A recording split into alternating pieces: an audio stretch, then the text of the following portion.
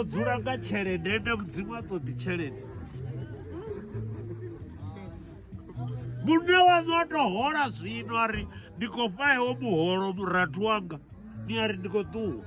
mara munna waṋu a hola zwino a ri dzhene tshelede ni yo fha murathu waṋu kana ni yaṋu kana khaladzi yaṋu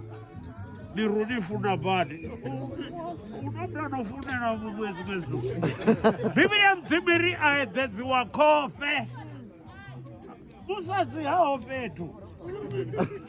musadzi a si muthu abe ri khou tou kombetshedza uri ri ke ri khou that's why vhafunzi vha tshi ni fhaṱutshedza namusi vha ri ho mutshato havha vhathu a ḓo fhambanya malufu hu sathu fhela 3 months divorce dza hone dzi thoma u ḽodzhiwa nga musadzi.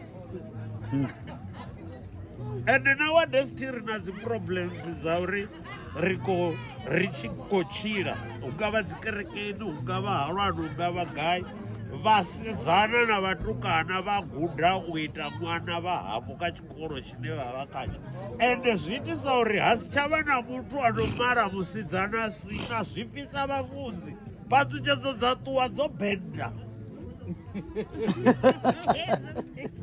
Ndi ngazwo vhatukana vho thanyaho na vhanangaze arali vha tshi ḓo mala a mala ṅwana musadzi a re na vhana vhavhili kana muthihi ndi ḓo mu funesa ṅwana u fhira u malelwa musidzana ane a ḓo bvi kuna 30 years a sathu vha na ṅwana. Afha nḓilani afha zwilidzo kerekeni dzi kuruzedini ho vha